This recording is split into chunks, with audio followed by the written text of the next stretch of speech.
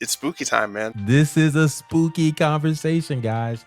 We're going to talk about things that traumatized us. This Cali boy got scarred, living in Hollywood. I didn't realize how much I was scarred by these things. I was watching people do reactions, and I was like, man, I remember that traumatized me too. It's still traumatizing. Like, I want to get these things off my chest. I want to let people know what's traumatized me. How this Gen X black man from Florida has been traumatized. This is Show versus Business, where pop culture meets pop money. With your host, the real Theo Harvey. And your man, Mr. Benja. Mr. Benja, let's get right into it. This is a spooky conversation, guys. We're going to talk about things that traumatized us, scarred us today. I didn't realize how much I was scarred by these things, and I was just going through I was watching people do reactions, and I was like, man, I remember that traumatized me too. It's still traumatizing. Like, talking about The Thing, and that one in particular got me. I mean, we'll get into them all, but it's spooky time, man. So I wanna get these things off my chest. I want to let people know what's traumatized me. How this Gen X black man from Florida has been traumatized. So can I share that? How this Cali boy got scarred, living in Hollywood. Yeah, man. Yeah, scary movies, what's funny is like scary movies back in the day, no big deal. I would have ebbs and flows where I watch them a lot, then not watch them, then watch them again. Then since I've had kids, it's like few and far between unless I hear good things about the horror film, right? I said, okay, I gotta at least check it out. But Why do you like them, or why did you? I don't just like everybody else, like a ride day roller coaster, right? Oh, I did it. Oh, that looks scary, but I did it. I'm Yeah. so glad I did it. That kind of thing. Oh, and then, I mean, so we could get into this, but true story. Back in the day, I used to go to church, and I still go to church, but when I was younger, going to Sunday school, literally, there's one kid I never forget. We would talk about horror films inside the church. We talked about Hellraiser, one of the most craziest movies of all time in church. I never forget that. I never seen the Yeah. Hellraiser, but we talked about that. It was like, wow. But so it's just always, I mean, look, if It was. you grew up in a religious background, there's a scary side of that part, right? Mhm. Remember those little track books I used to get those all the time where you read it and oh, here's your friend. Oh, he's hanging out with you. He's your buddy. Oh, guess what? He was the devil and now you're in hell. Oh Yeah. no. If you guys have never seen those little, you know what the track books are? The little like long widescreen comic books, and they're perfectly sized for a shirt pocket or a back pocket. So in the middle of a conversation, you'd be talking. It's like, well, I was thinking about going to the movies, and then somebody could just, movies are of the devil, and they would just whip one out, and you'd be like, damn, yeah. I was gonna ask if you, wanted to go hang out at the mall, but I guess I'm the devil now, so I can't. Yeah, man. Those just get me all the time. But it's like you couldn't stop reading them, right? And then don't get into the book of Revelation and all that stuff. I mean, we didn't talk about it, but remember a couple of weeks ago, everybody on the internet thought the rapture was going to happen, right? And so that whole, every decade or so, everybody has their own kind of the rapture is going to happen this year, that kind of thing. So if you grew up religiously, it's just like horror and just as a part of that, I guess. And so it's kind of interesting to see, horror still kind of being such a powerhouse in cinema. Basically, it was keeping the movie business open. Let's be honest, right? Horror films. I feel like it's coming back in a way where, I mean, it never went away totally, but I feel like, the internet came out, and a lot of people were hip to all this information and Hollywood tricks, and they're like, dude, that's fake or whatever, da da da da. And they kind of got separated from it. But then suddenly there's so much stuff on the internet that it's like, I don't know, man. I don't know. That'd be real, man. That it really happens. It's like, dude, it's just some guy in the internet in his garage talking noise. It's like, nah, man, he knows what's up. And if, of a genre, it's very open, right? I mean, we talked about this like zombie movies are a metaphor for capitalism, right? And so, you can kind of find in one of the movies that we'll talk about, it's this whole social horror, that kind of got invented, right? Social consciousness horror, if you will. So I think it's very open to kind of make bare our fears of society and put them into a horror film and then an allegory, right? I mean, so I think that's what makes them so enduring, right? And of course, who doesn't like a good jump scare, right? Where somebody I jumps don't. out at you. Ooh! I hate them too because it's like, oh, it's about big noise. But when I was dating, those were great times. Oh, oh, Theo, There is hold me, there is something hold me about by the that. river by Naboo.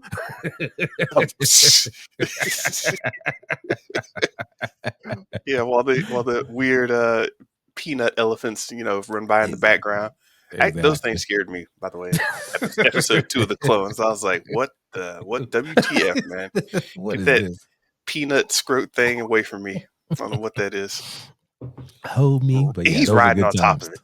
Yeah, I sorry. know. Those are good times, man. I mean, so I don't know. That's just my take. So it's like there's a new horror film. I think I talked about called Weapons that just came out recently, and that has a great metaphor for a lot of things that's happening in society right now. And so yeah, I think there is a lot to be said for horror films. And let's be honest, it can be cheaply made, and if you do well, you can really make your career. I mean, Sam Raimi, that's how he started before he did Spider-Man, right? He started in horror, the Evil Dead movies. Um, Tons of directors started in horror, right? Before they kind of got their big shot. Cause it's like you could do a horror film with a camera and two people in a room. And if you make it interesting. Yeah, you told me that's one of the easiest movies to do. And I wasn't sure when you first said that. I was like, really? And then yeah, it's like I turn around and look at all these screenwriters and things. Like, you know what? You can get a pretty easy start with horror. So Yeah. Yeah. Blumhouse, that's the name of the studio, right? Blumhouse. Yep. They pretty much made their entire house on top of that.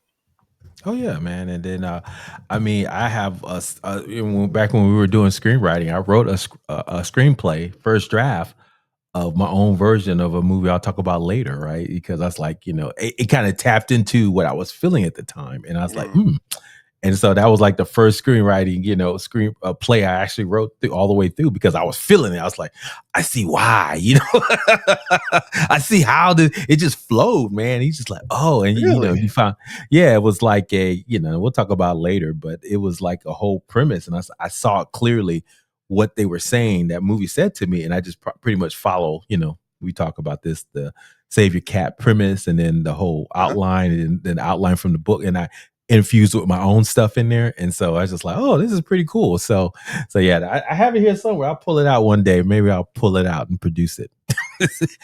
Put it on I Tubi. don't know. Yeah. It'll show up in the search right next to UFOs and blacks. Now that's Anytime I scary. get a chance to talk about that one. Now that's Yeah. scary. All right. So, oh man, Mr. Benja, yeah, so many. Well, do you want to just get right into it? What the ones that kind of traumatize us? This is the spooky season, so I don't know if you want to. Yeah, yeah. We can just go back and forth. We don't have to do all the ones that are on our minds because there are a lot of things that obviously scared us. But Being black in America. That's just GP. dude, yeah. First time yeah, yeah, yeah. But I mentioned the thing earlier, so let's go ahead and get that started. Let's do it. Um, and I got to get this off my chest, man. Or yeah, off my chest. The thing. Uh, and there are spoilers for all these movies, so warning, obviously. But yeah, the thing, man. The thing that the poster scared me first. It's just like this big dude walking and a light shining face. I'm like, I don't know why, but that stuck with me because I didn't actually see the thing until much later. But I remember the poster, right? I remember the poster, and then one time I remember being at my cousin's house, and the opening started. I don't know if you remember the light coming through the letters in the opening scene. So I saw that light, reminded me of the poster, and I think my grandmother was there. Yeah, my grandmother was there, and somebody older said, "I don't think Benjamin should watch this." Too late. Yeah, and basically, I was like, Nah, I seen the poster. I don't need to try to sneak in and watch this one. I'm out. Left. Years later, on my own accord, I ended up watching it. And it was one of those movies where I watched it and was like, wow, that was intense. And then I got in bed and was like, I heard, you hear something, and it's like the cat, and you're like, nah, man, the cat's suspect. That's us. Keep the thing. Oh man. Oh man. The thing. See, I saw it's way older, so it didn't affect me as much. But Hmm. it kind of reminded me of Aliens, right? I didn't put that on my list, but the whole body horror, the alien, you're just sitting there eating soup, hanging out with your buddies. Next, this thing pops out your chest. It's like, what in the hell? So that whole body horror, and then if you ever watched Cronenberg's and any of his stuff, Extensions. I think that was one of his. He's got all kind of body horror type films out there. If you ever watch any of those are just really weird. The latest one we talked about that's body horror, very vivid, was The Substance. Right, that's kind of Yes. along that same lines. And And so, when you say body horror, you just mean that it's like physical stuff that makes you kind of squirm because it's yeah, just of the body. people's Yeah. bodies changing and looking grotesque. I mean, the big one, the fly. Remember, bundle fly, right? How that evolved at the end. That was crazy. That I actually whole thought mess. the fly was cool. For some reason, I didn't think that was scary at all. It was kind of gross, and I was like, nah, nah, but that's kind of cool though. I mean, good premise, but the ending was just crazy. Just just just the mix of everything. I mean, some of these great movies, man, they do need to remake that. The Fly would be awesome. The Thing. I mean, it's such a great movie. It's hard to remake that. I could have swore they did. They do. Wait, but they did remake it. It didn't do well though. I forgot. I, Yeah. I I assume they tried, but They that tried, it that's a wasn't hard the that's a same. hard one to Yeah. remake, man, without Yeah, they becoming did try to schlocky. do it, I do remember, and, it just wasn't the same, yeah, as the original. The original was perfect, I mean, it's set in the and it was in the '70s, it was just the height of, like, Watergate and suspiciousness, not trusting the government, not trusting your neighbor, you know? Oh, that was 2011. That Yeah. was relatively recent remake. Yeah, it wasn't that good, it was not, yeah. I Okay, was like, I'll "They have to should I'll remake it." I was like, "They did remake it, but it was so so bad I didn't remember so it. bad, I did not remember it." Yeah, so, Yeah, I'll have to no, go I back and agree, pan man. it. Alright, I what you got? agree. Yeah, so, since you're going back first, that kinda affected you the most, I'm gonna start with that one first for me, and that's the, Poltergeist. I just Ooh, ooh. remember that being, so everybody says, "Steven Spielberg, the guy who did E.T., he's gonna do a scary movie," and so it was just like this big thing, and then I don't think we saw it in a movie theater, but at the time, HBO, home box office, right, was big, and you got it on Mhm. cable. So it popped up on cable, and my parents were watching it, and I peeked around the corner because I wasn't supposed to watch it to look at it.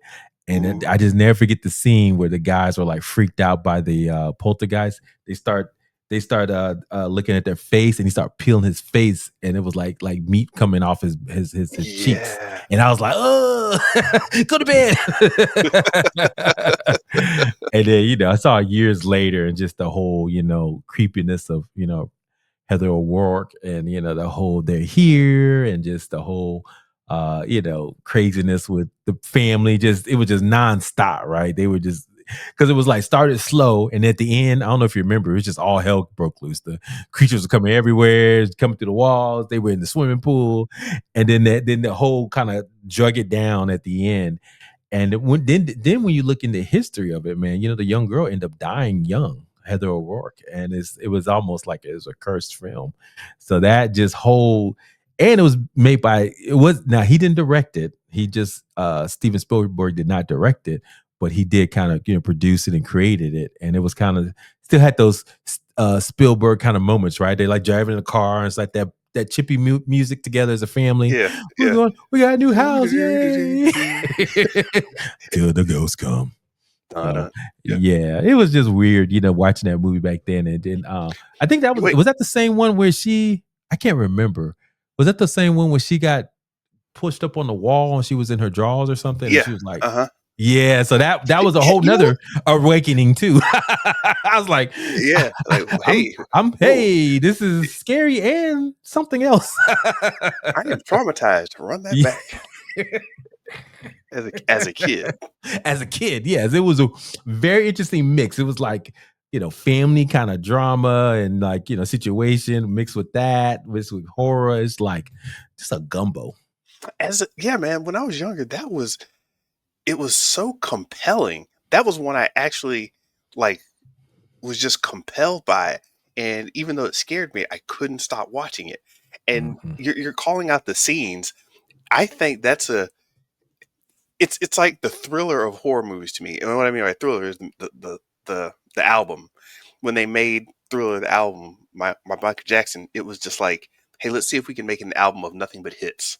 And Mhm. it was just hit after hit after hit after hit, and you're like, wow, I've never seen an album like this. Around that same time, it was like every scene in that movie was like, you know, hit after hit after hit, and so much of that is burned in my skull now. Like the closet, the whole idea of the closet. Yeah. If sometimes I'll The still like kind TV. of look over Remember the the closet. TV back in the people don't realize, but back in the day, TV would just shut off after a certain point. They didn't have infomercials and all that. It was just like, oh, we're done producing for the day. Make it all snowy, right? And that whole scene, anytime TV went to that, I got freaked out for years. I was like, oh crap, Yeah, turn the TV off. you'd have the American flag with the national anthem or something playing, and then that was like their send off, and then and it was just such a stark switch over. But see, that's what we talked about. That tapped into the consciousness of Americana. Everything looks great on the surface, but underneath is all this hidden horror. And I think that's why that movie did well too, right? TV, and we'll talk about these other movies. They're. I mean, I didn't put it on any of our lists, but like The Ring. Remember, The Ring was tapping into that whole found footage VHS movies. If you don't remember the premise of The Ring, you watch a video and 7 days later you're going to die. That whole premise of someone coming out of a TV to you, that kind of tapped into her anxiety around television, VHS and found content and his Japanese horror. So anyway, so it's just they type into those unseen horrors, and that's what make them good because they make the unspoken spoken. Your Poltergeist example, I never thought about it tapping into the American dream. Like they're a family, they're going out to get a house, everything is okay. And we talked about Indian burial ground. I I wonder if that would be called woke today. But Yep, it would be. it's like, And the lady, yep. wow, wow. I got to go back and rewatch that from a political angle or just a social commentary, because the whole, hey, American dream, let's stomp on these burial grounds, let's just do whatever we want. Yeah, yeah. It Wow. was just it was a great movie. So anyway, yeah, I think they did a great job. So that was one. What's your next one, Mr. Benja? I'm going with Predator. The idea of something that could see me and I couldn't see it was just a problem for me as a kid. That was a problem, dog. Because all of a sudden, that heat vision made that funny noise that buried into my skull. Because we had a movie theater. We had a movie theater that you could go if you tried to go in and they said, "Hey, you're not 17." Just like, "Aw," and then you walk away, and then you come back a little later. You try again. They're like, "Yeah, whatever, kid. All right, go ahead." Yeah, so guys, back in the day, yes, they really did check the to get into rated R movies, and it was very difficult. Not so much anymore. Yeah.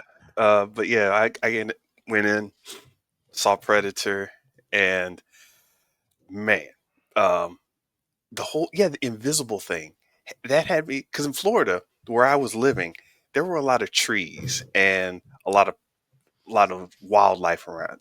You'd have squirrels, raccoons, and whatever. But like there were walks around the school that were full of trees. If I wanted to take a shortcut to the Tallahassee Mall, trees, Yeah. ditches, and all this stuff. So it really hit me when I saw Predator and this dude is jumping through the trees. Man, a squirrel would run through the leaves and just kind of scurry stuff up, and I'd be like, "Oh Jesus!" And, my brother's like punching me in the shoulder. Man, what's wrong with you? It goes to Predator. That didn't scare me as much. It was just kind of interesting. It was an action horror kind of sense, right? You know, because you have Arnold Schwarzenegger, you know, and wasn't Carl Weathers in that one too? I can't Yeah, remember, but Carl yeah, Weathers, yeah, Jesse yeah, yeah, Ventura. yeah. That matter of fact, that meme where they do the handshake, you son of a Mhm. gun. That I love that with my son. We do that all the time. But anyway, yeah, James, put that on the. You gotta put that son of a gun. It's just a great meme. But yeah, yeah, it didn't really scare me as much as it was just intriguing, right? It's just like, wow, you know, these guys can't do it. And Arnold Schwarzenegger had to use all, man, in fact, he had to blow up half the damn forest, right, to get away from it to win. So Yeah. I thought that was kind of interesting. But it's like, here we are, here's 2025. They finally, I mean, they got Predators Badlands coming out next, I think Mhm. 2 weeks from now as we're recording this. They're finally starting to put mythology around this, right? We're finally going to the Predator Island. That movie came out in Yeah. 86. So what took so long, man, to create the mythology around the Predator, man? It's just like it was sitting there for all this time, that IP, right? And it's just like they just let it just basic movies. I think the second one was like, oh, the Predator comes to Los Angeles and messes with a cop. You know, it's like, Yeah. okay. So it's just like, let's do something interesting. So I think they're finally, I mean, the last movie, Prey, was really good. I didn't know it was gonna be that good, and they did a great Mhm. job on that one. So the Predator whole concept, you know, I think is definitely great IP. But the first one didn't traumatize me as much as maybe you did. But I thought it was just interesting. Yeah, man. Stuff I can't see, not effing with. All right. So, well, speaking of stuff you can't see, I mean, you know, we talked about this at the beginning of this pod, but anything dealing with the devil, I cannot handle. I don't want none of part of that, man. And so, The Exorcist is one of those movies that I just would not watch, man. You know, just like you go in that movie, man. I'm not trying to see the devil. I'm not trying to mess with it. I got other things dealing with stuff, man. So I just could not. I mean, I watched it here and I watched it, but it's like, okay, I'm done. At least I saw it, I got my little checklist of like, my, The Godfather, what's the other ones? Classic movies, Ben Hur, Exorcist. Okay, did it, done. So it's a classic movie. I see why, but that always freaked me out, right? Just that whole concept, and then obviously, and then so because of that, Now, were you heavy in the church at the time yeah, well, we just as a kid? yeah, I mean, my dad just make us go to church every Sunday and we Mhm. go Bible study and so all those things, man. Uh so it was just one of those things where it's just like yeah, we really didn't listen to a lot of uh secular music really. It was just all that, so that was like really embedded in us. So anytime we got a little peep of the outside world at that time, I was Yeah. like, I was intrigued. But yeah, Exorcist was just one of those. The reason why I bring that up too, because I want to kind of do a corollary. So this is the beginning, so this is stuff that traumatized me younger. So that Yeah. still carries to this day. Matter of fact, I have a funny story about there's a movie called The Exorcism, Emily Rose. Just another exorcism movie, but pretty by the numbers kind of movie, right? Yeah. Fun fact: the same director who did that one did Doctor Strange years later. But so anyway, I'm on the hanging out with this young lady, and we're having a good time. And she says, "Hey, I think I may have told you this story before, maybe on this pod." But she said, "Hey, let's go see a movie." I said, "Oh yeah, I love movies. Let's go see a movie." So I can't remember what else came at that time, but she's like, "I want to see the Exorcism of Emily Rose." I was like, okay, I'm trying to be cool. So my ass went in there. I was sweating, and she knew I was so uncomfortable. I think that just messed up the whole relationship after that. I don't think it was never the same. She probably put me in the friend zone and never looked back because Oh, I was man. just like, I don't feel too comfortable watching this. So Yeah. she's just like, oh, this dude, man, this old punk. So yeah, matter of fact, I know from that moment it probably was never the same, and it was Yeah. Yeah. a hard climb to get over that friend zone category, right? Yeah. And I tried, yeah, I ain't gonna lie, I tried, but it was hard. When people see you a certain way after first meeting you, it's hard to kind of change them. But I should have stuck to my guns and be like, nah, I'm good. Maybe we'll do something else. Like, do you want me to walk you home? No, just Yeah, exactly. She was just like, well, dude, this is a movie. But yeah, I just could not look at any exorcism movies. I won't get into the nitpicky about why it was creepy, but here's the thing about The Exorcist for me. it didn't scare me in the church sense because I was like, whatever, church, we go to church and it's like you get there early, you get the little free breakfast and everything at our church. That's how it was. They had like this big huge bowl of grits and eggs. And they're like, Yeah, I great. get some food. Yeah, I'm Yeah, going to so church. church was fun for me, but I didn't. It was still a scary movie. Don't get me wrong, but it didn't connect me with the church until I found myself in a Catholic church, and I was creeped the hell out. I was like, oh, oh, this is all different. Why is that little statue of a baby on the ceiling? Just like you know. And I was like, Yeah. all the iconography. All of a sudden, I was like, oh, okay. The Exorcist had made me scared of Catholics, and Oh, oof, it was deep. just like this weird branch, according to my child mind at the time, right? Yeah, that makes sense. Yeah, yeah. There's a lot of iconography that goes with Catholicism that is just very different. If you didn't grow up that way. Yeah. No, I went to a Catholic mass. My mother started playing piano for a Catholic church, and she has Oh, Catholic okay. roots from New Orleans. So for a while, it was like, hey, listen, I'm playing piano for this church. We're going to go up in there. And I was older at the time, but still, I'd be sitting in that church, and they'd start "Maria," doing their little singing while they're preparing this stuff, and I'm like, yeah, Yeah, it's a little too much, man. this is I'm just cool. used to I'm just used to, hey, get some grits and the pastor be like, and Jesus said he loved you. And you like, I'm going home. What?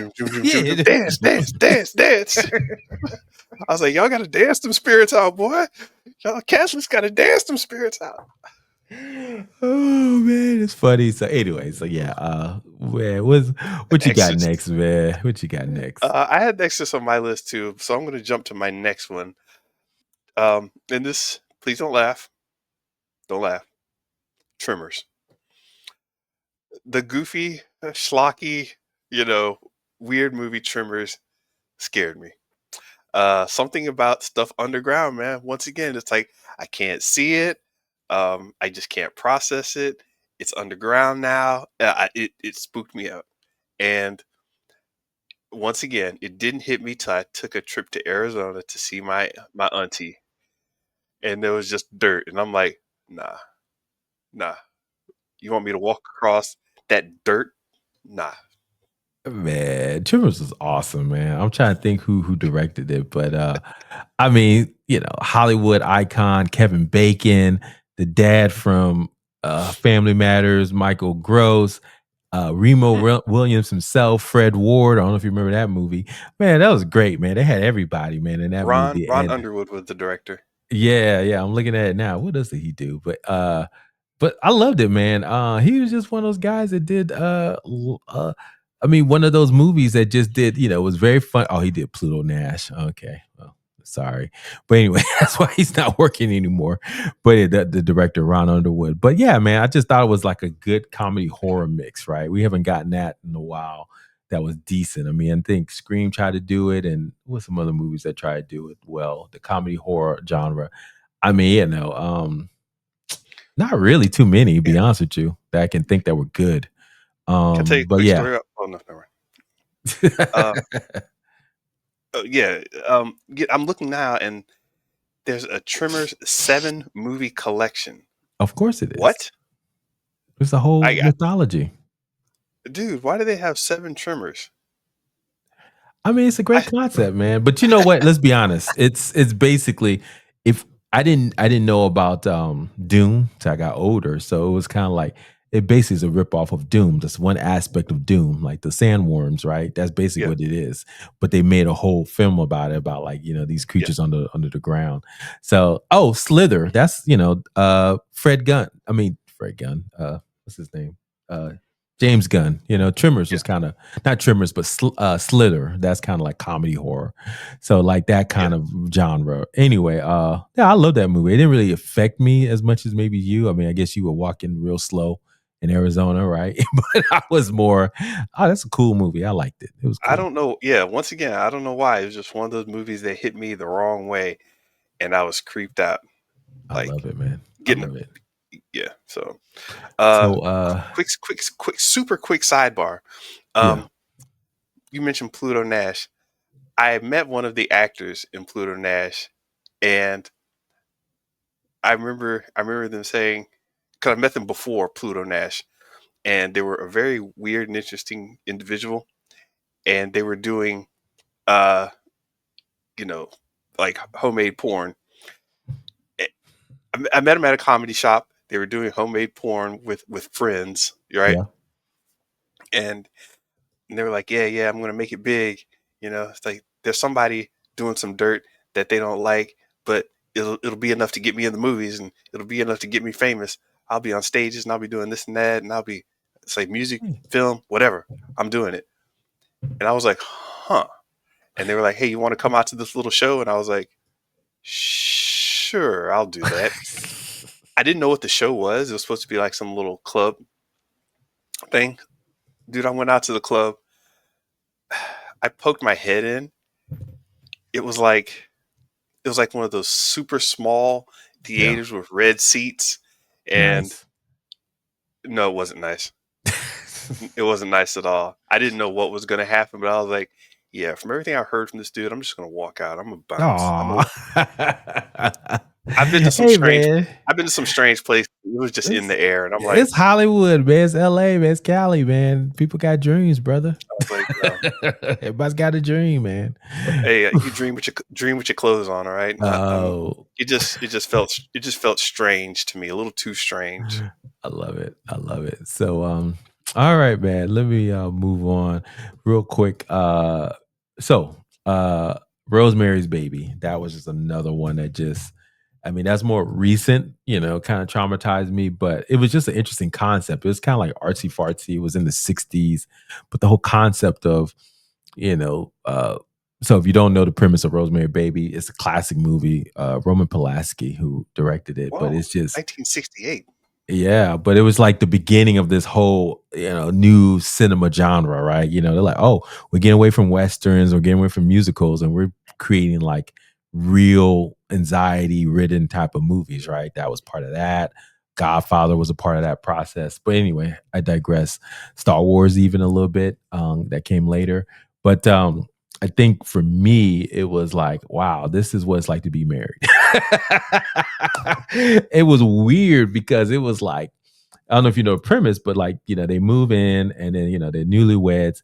The husband, Rosemary's husband, I can't remember his name now, but he was wanted to be a big Hollywood guy.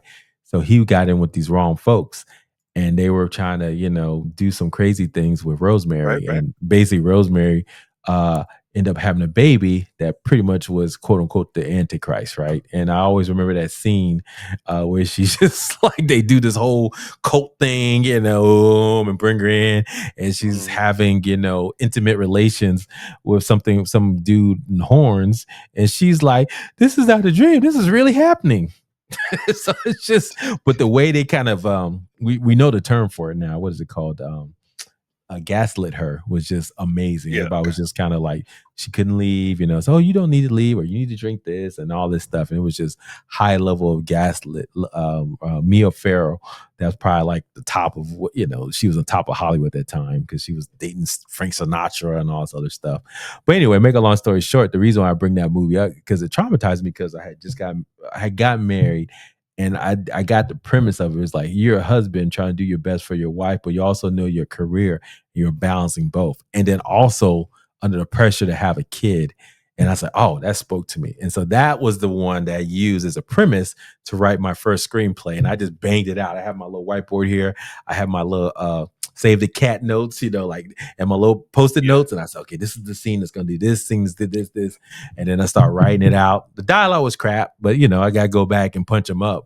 But I was always proud of myself because of that one movie inspired me to pull for myself. And so, it's basically a ripoff because there's a modern day version with black folks, basically. Rosemary's Baby. instead of Rosemary's, it's Taisha, Oh but, Lord. but But again, it's it Tubi will take it. yeah. Hell, I I could haven't even been get it on Amazon Prime. Yeah, let me see what's going on with Tubi right now.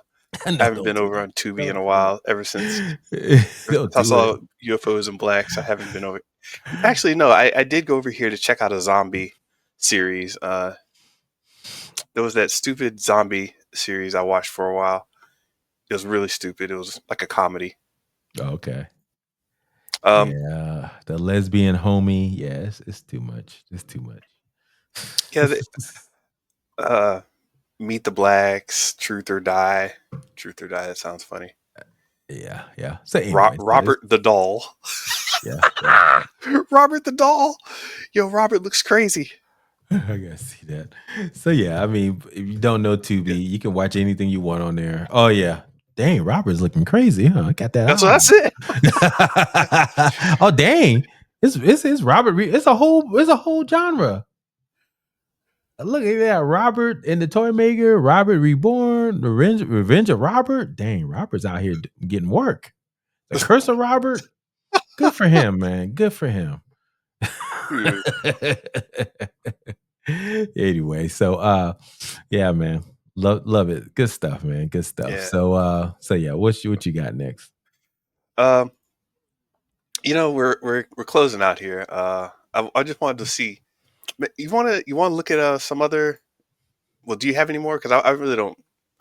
I'm just gonna stop right there and Well, talk about some other stuff. I guess I wanted to just talk about like, the kind of new wave of horror, which is the Exactly. social consciousness one, right? And so I think and that, to me it was like two. I mean, there's other movies, but these two kind of epitomize this. One from a movie and one's a TV show. The first was Get Out, right? That just kind of like this whole social consciousness, from a black perspective of what true horror is, right? And that made Right. so much money. That made Jordan Peele a new voice in horror because it was a new kind of concept and genre, like what it means to be black in America and be traumatized, right? And what made that movie so great, it wasn't just the normal racists that got him, it was the people that were the liberals, that I voted for Obama, I would have voted for him 3 times. Yeah. And because they so much what empathize with you, they wanted to be you. Yeah. So Yeah. that was the thing. And it was just like, whoa, he got it, man. That was, and so it's like, it's almost like we trust the racists more than we trust the people who are well meaning. And that was way before 2020 with the gentleman. I'm sorry, I'm drawing a blank right now. That we had all the protests for. Why am I drawing a blank, Mr. George Floyd. Benja? Yeah, yep, George Floyd. That was way before George Floyd when that came out. So it was almost like precedent, right? Precedent to kind of predict that. So anyway, so I thought that was kind of interesting. Just tap into that drama, Ooh, I that just got an trauma. idea for. I just got an idea for a new age political woke as hell horror movie. There you go. Write it down, brother. I was about to say it, but you don't like me doing that. Hey man, this after dark. We got to charge for stuff like that, man. New ideas. Once we get our weight up, man, we're gonna have some after the dark stuff, man. They want to know. Yeah, come on through. Anyway, and then the other one was Them, the TV show. We both talked about that. It was kind of like Little Marvin. I don't know who this guy is, but that TV show was just woof. I mean, it's heavy, but it's so good. I mean, it's just like taps into what it means to have trauma from a black perspective, and it was just like Yeah. it's almost overwhelming, but it was just like so well done that I couldn't stop watching it. I even watched the second season, which was set in the '90s, which was Yeah. pretty good as well. So yeah, great concept, everything, with that whole new genre. So yeah, man. I mean, we can talk about other ones here that kind of tap into What's that what's consciousness what's scaring people now? I mean, like I feel like trying to scare people with technology isn't. It working. comes off as kind of hokey. Yeah, I agree. I Like mean, this whole AI like stuff. Megan. Yeah. Most of it comes off as conspiracy theory-ish or whatever, and that's fine. I mean, but it's not like that horror. If that makes any sense. Well, I mean, weapons was good, and I Hmm. think that kind of tapped into. So I don't know if you know the concept of weapons about the kids missing and just Yeah, your that that innocence. that makes sense. Yeah, so I think that whole concept is like kids are not kids anymore, and that kind of scares people because it's true, man. Having kids myself, they get exposed to so much stuff that they know things, at 9, at 8 that we would never know, right? Because and now they have no context around it. So I'm here trying to explain, well, son, the reason why Trump is this because of this. I mean, you got to tell them the truth because you can't really tell them, lies like they told us. Uh, so, Yeah, because they just look it up. Is my dad lying to me about Trump? Okay, thank you, yeah, and there ChatGPT. doesn't seem like there's as much unknown. No, Maybe we so can get into some more, and I think the substance was keying in on this. Maybe there's some more, what damage are we doing to ourselves? ooh, good, Biological kind of. yeah. And I think the other thing too. So the fears of innocence, loss of innocence, the fear of what we're doing to ourselves, fear of technology a little bit, but also I think there's a fear, this movie, this TV show called Paradise. I don't know if you saw that yet, but it tapped into this fear that we're gonna just kill ourselves and blow up everything and have to start. This. I mean, this always been around. This end of days type of premise, but I think we're feeling that, or maybe we're just getting older. I always kind of preface it because when you get older, you feel that more because you're just not as in tune to the youngness of it all. Because I'm sure parents felt like the same thing. This is the end of the world. They listen to rap music and they're talking about bitches and hoes, and we got to shut it down. It's over. The end of the world. So I do feel like I'm a little bit older, so I may perceive that, but it just seems to me that there's just a sense that I mean, one wrong move, man, it's the end of everything. That's just my premise. You know what I think people can key into? They've been taking a lot of these dramas, but I think there are a lot of fears involved in these dramas, like White Lotus.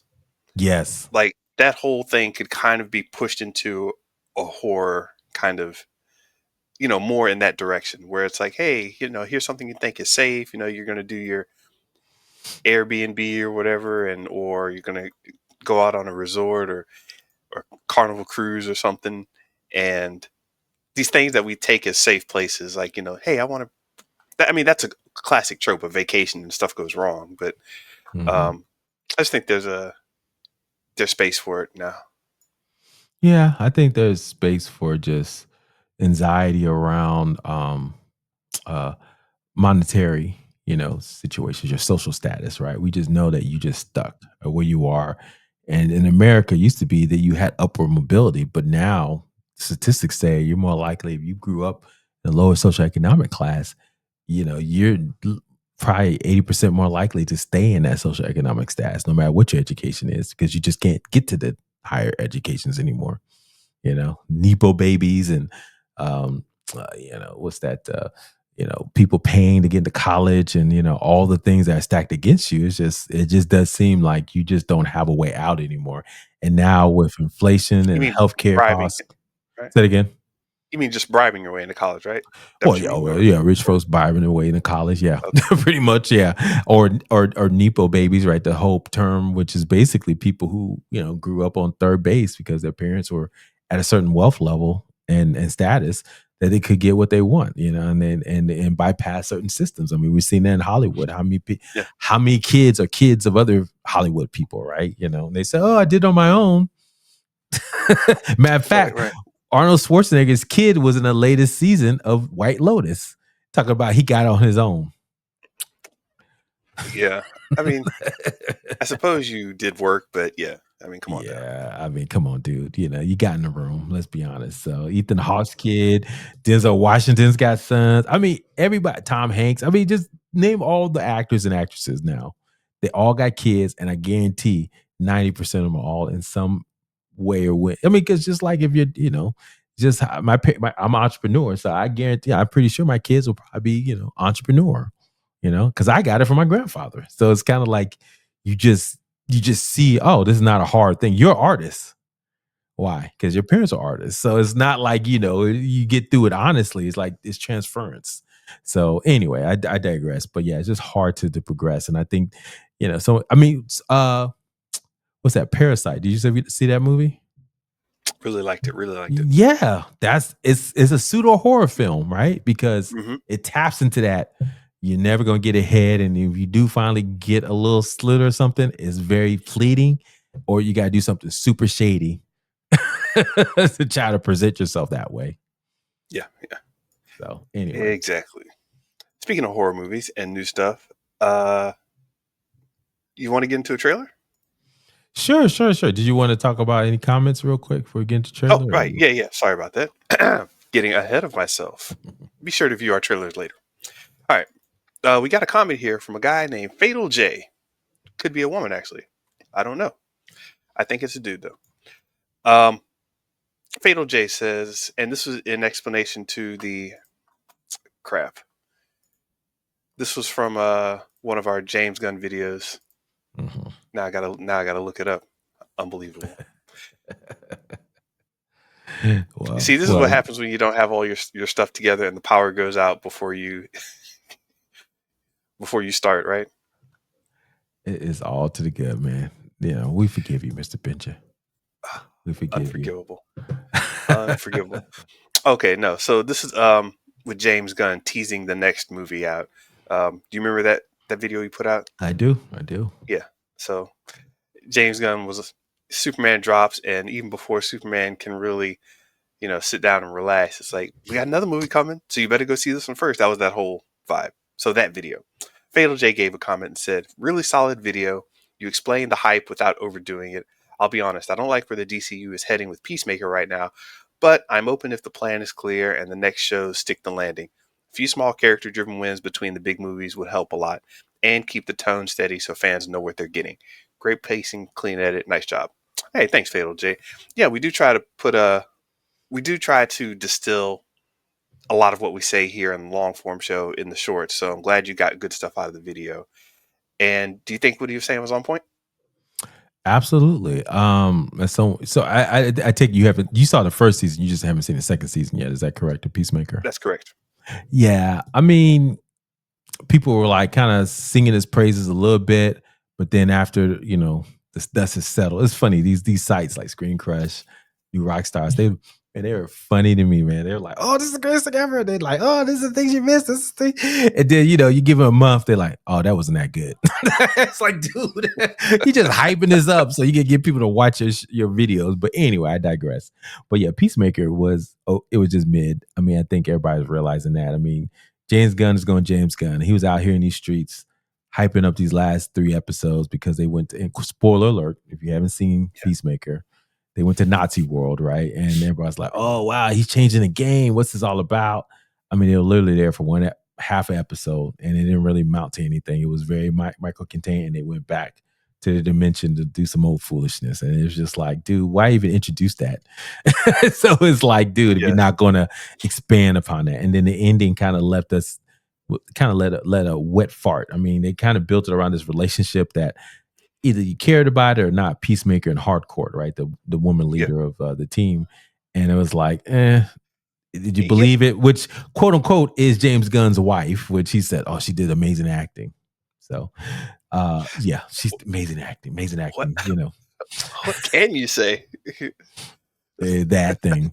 So anyway, so it's just like, it does seem like it was a labor of love. And I think Grace from Beyond the Trailer said it best. It was like, dude, if you're going to do, if you're the producer, you're head of a studio, you probably should have did a clean slate so you can just start from scratch. But he was trying to keep these little scraps that he built and kind of build off of those, which, let's be honest, they were scraps.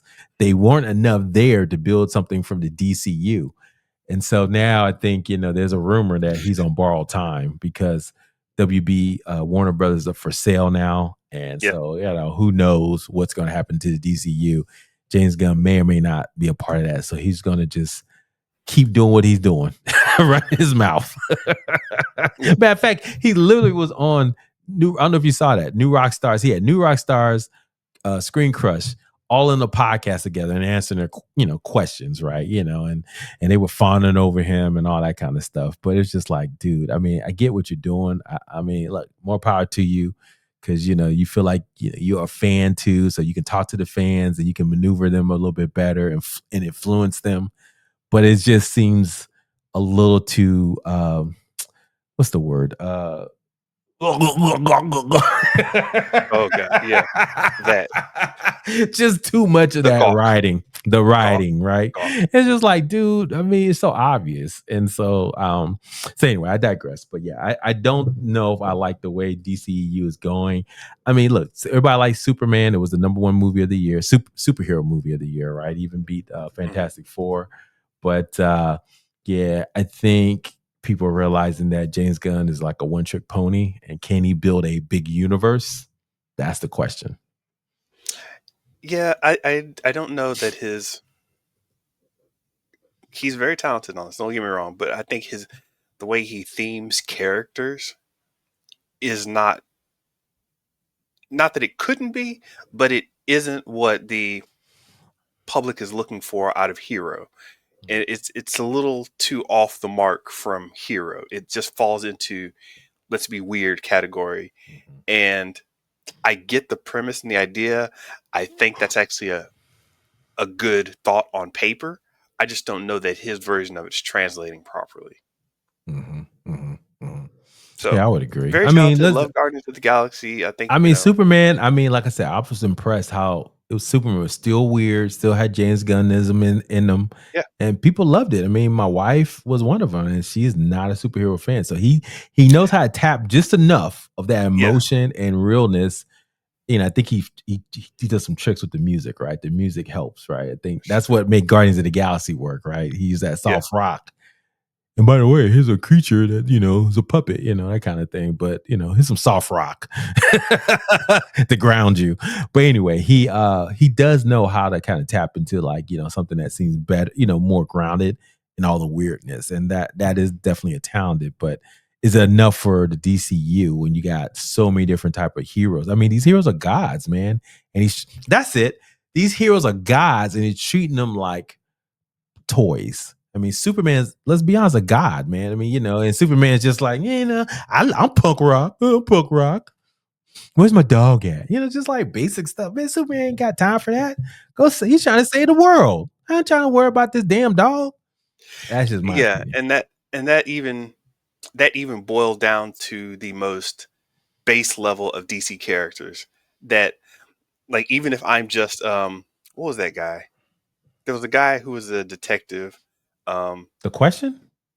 maybe no, not the, well. I guess the question could count too. But even in the questions world, it's like in their world, they're gods in that world, Hmm. in their own little sense of the word, right? Hmm.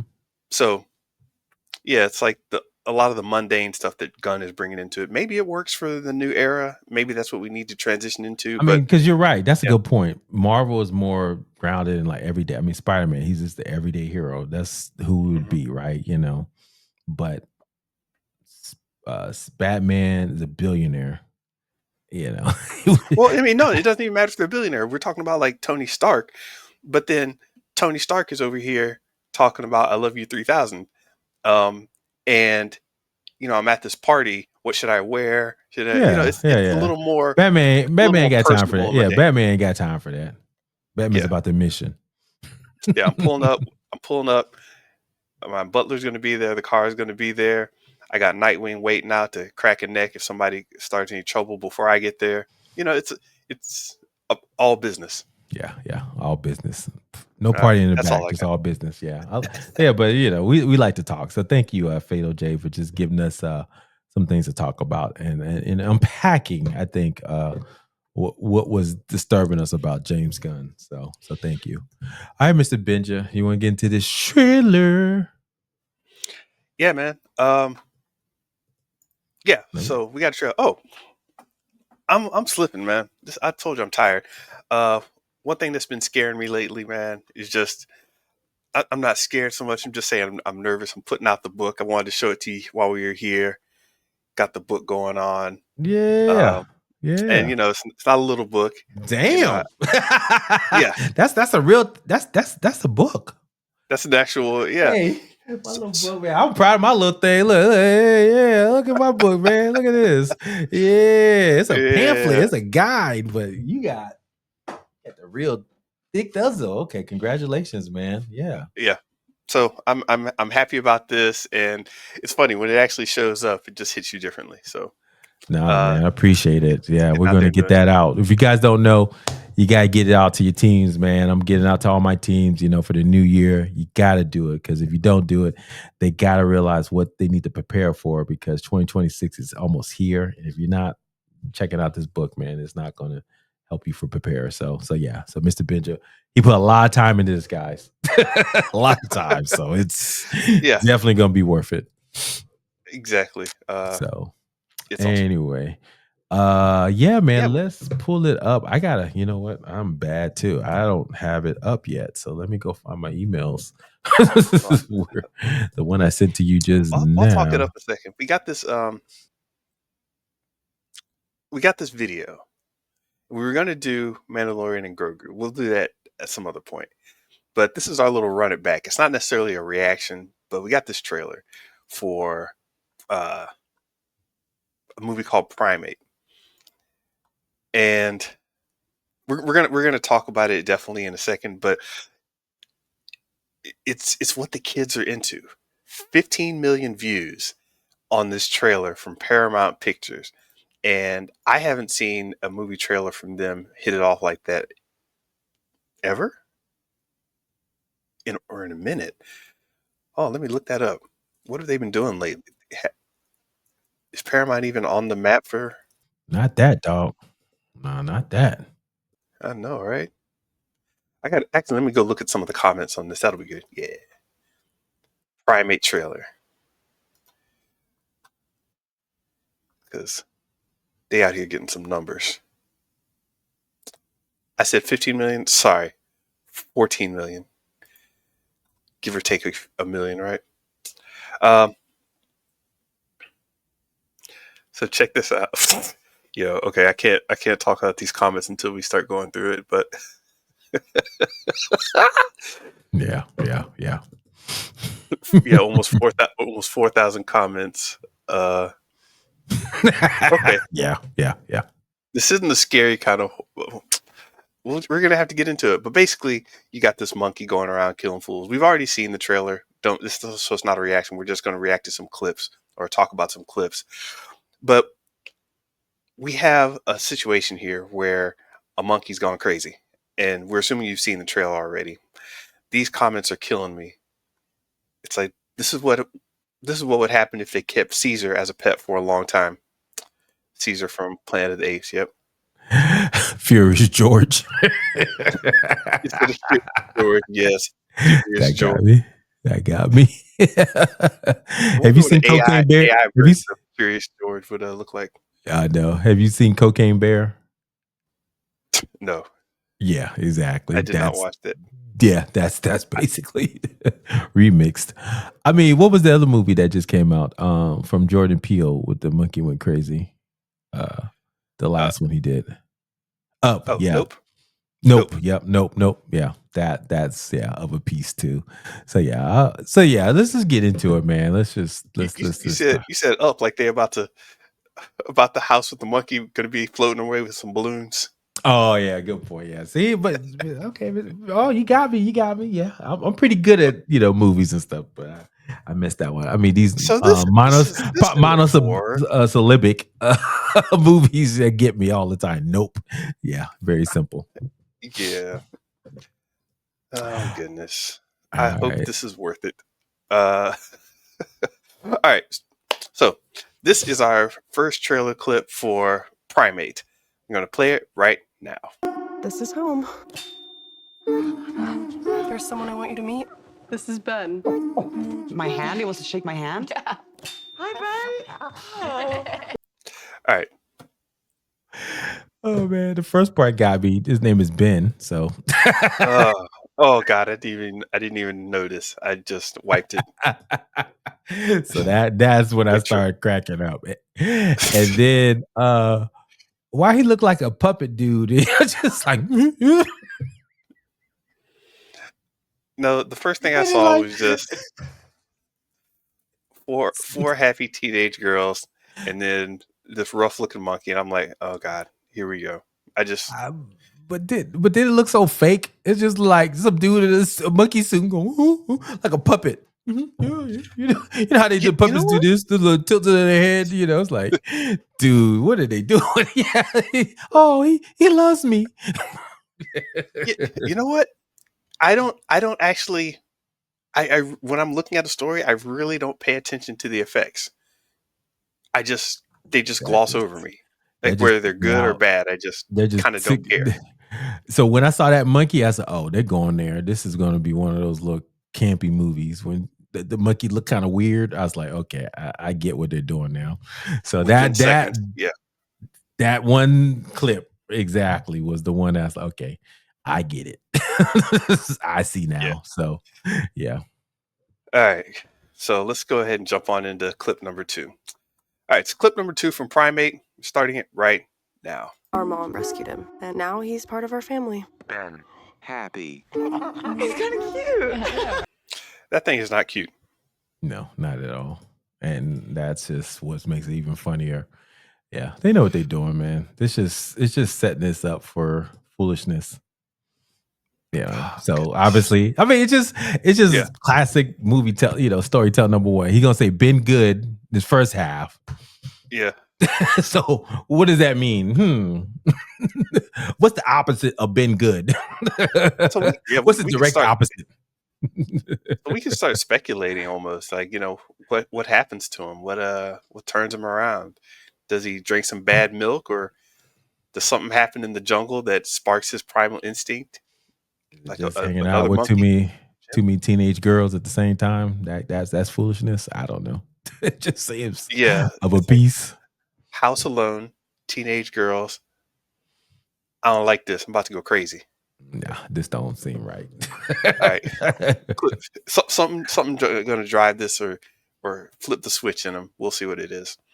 We got clip number 3. Ready? Play it right now.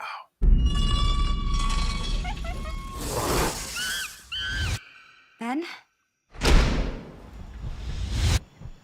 Did something bite him?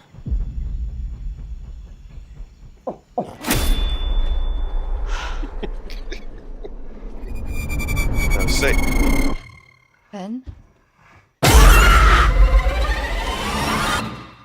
There's something wrong with Ben.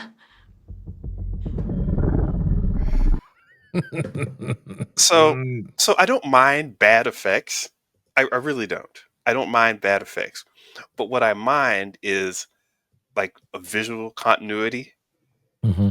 It's like you can't have this big chimp on top of a table a foot away from you and then hunch over like it's about to jump at you, start moving, and then it cuts to another camera shot and she's fast enough to, run all these steps. Ooh, goodness, let me run away. And then, let me turn around and close the door. And, oh, good, he didn't chase me. It's like, he was right there. If you, he would rip that face off so quick.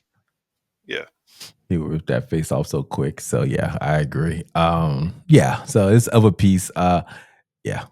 But it's, Ben doing what he doing. Well, they said, Chris Rock had that joke. Remember that joke back in the day? He said about Sigmund and Roy. He said the tiger went crazy. I don't know why the tiger attacked Sigmund and Roy. The tiger went tiger. So it's just like I always think of that joke when I think of animals, man. It's just like they're everything's calm and they're trained until they're not. And so I think basically that's the thing. All right. So we're on clip number 4 right now. All right, this is clip number 4, Primate, playing right now. Hey, what happened? It's me, Lucy. It's okay.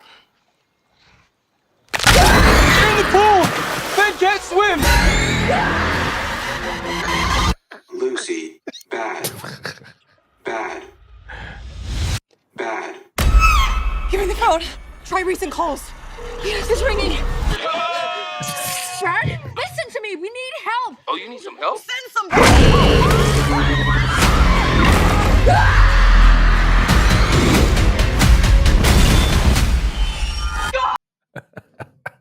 Just every part of that part of the trailer was hilarious.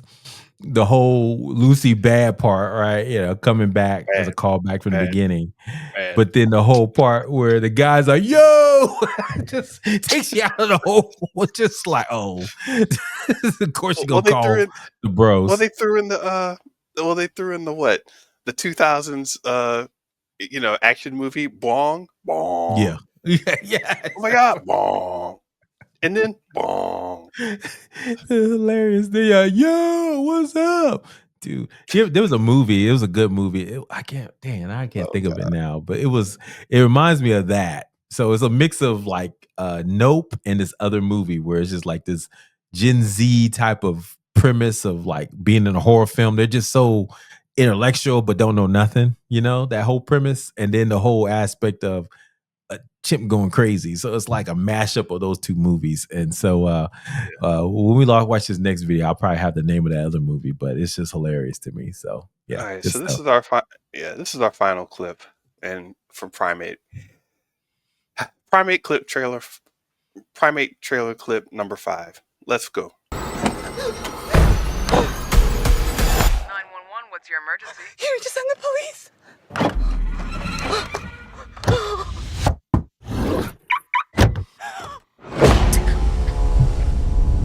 Oh my lord. Ma'am?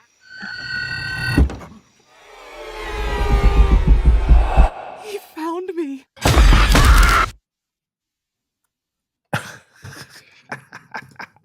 I love every part. That was the part that got me. I was like, okay, this is going to be decent.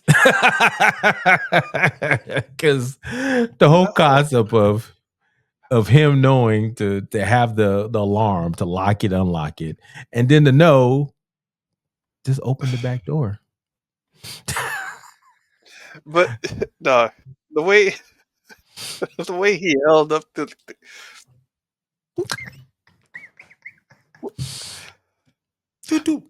is so Mr. Benja, I'm just gonna call it right now.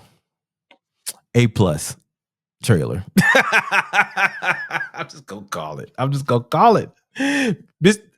James, go ahead and put it A+, man. A-. I just, from a business standpoint, I see why I got 14 million views. It was just very, it has comedy in it, stupid comedy. I mean, it's almost, now I don't know how good the movie's going to be because we thought Megan 2 was going to be really good, and it went out like a fart in the balloon, just didn't do well in the movie theater. But that trailer was hot, but so this trailer is hot as well, I think. And I see why, because it has enough comedy in there. It's popular. It's very popular. Well, when I say hot, yeah, it's tapping into like that comedy horror, but it's they're playing it serious, but then the premises are hilarious. Megan was a little too much on the nose with the snarkiness, right? It was just like, I'm Megan, I'm sassy, It's like, okay, they're being funny, but this one is almost kind of like, we're being serious, but the monkey's out here.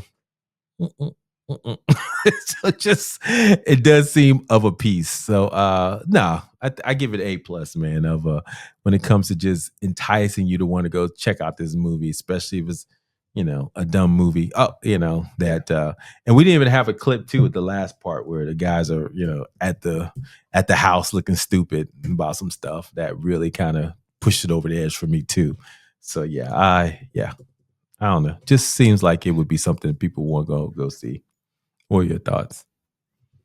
I don't want to talk about it anymore. I lost brain cells watching that, man. And then having to actually think about it, going back through. I'm just going through these comments right now. That's why I'm looking off to the side. Okay, this one guy's got a good comment. Space Wizard. Judging by Ben's use of the tablet, Lucy bad. Yeah. The movie I'm thinking about is called Bodies, Bodies, Bodies. Have you heard of that? No, I haven't heard of it. Yeah, that is like that whole Gen Z kind of. It's very interesting. You gotta check it out. But it's like, it's a horror film, but is it really horror? It's kind of interesting. Maybe I need something to really scare me or creep me out. Maybe that's what I need right now. Whew. I think that may be a thing. If you got any suggestions on some really creepy stuff to scare me or creep me out, nothing goofy and comedic like this. But if you got any of that, let me know. Yeah. Put it in the comments. Theo and I'll check them out. Yeah, definitely. So anyway, Mr. Benja, anything else going on? So thank you for just listening, guys. I think we're gonna wrap it up today. But Mr. Benja, anything else going on for you? Oh man, I'm all book launch 100%. Oh, in that matrix, the marketing. Yeah, matrix. Man, you're about to, social media about to kick up. I got my little plan over there, but to do this, yeah, what's happening? Get that out, son. Get that out. I love it. I love it. Yeah, me, man. I'm doing all the things, man. I'm got a conference coming up, speaking thing that I'm doing with my lawyer. So we're gonna try to do something about business. So if you check All that right. out on socials, go check it out if you're in the area, in the Tampa Bay area. And then I'm doing some stuff with my my business, talking to doctors in a webinar. So just end of year stuff, man. Trying to close out strong so I can get ready for 2026. So super excited about all the things, man. Yep. Yep. That's what we do, guys. We're businessmen. We're not business. We're businessmen. Right. So yeah, I don't know why you said that exactly, but it gave, I don't know why, but it gave me an idea. So this is just why I like vibing with you. So okay, got two ideas. I love it. I love it. That's what I do, man. Hey guys, look, if you like what you heard, please continue to subscribe, comment, like us on Show vs. Business on X, Threads, YouTube, Instagram, wherever you see us. Listen to us at Spotify, iTunes, or wherever you listen to podcasts, and visit us at our website, Show vs. Business. Mr. Benja, have a great week. peace.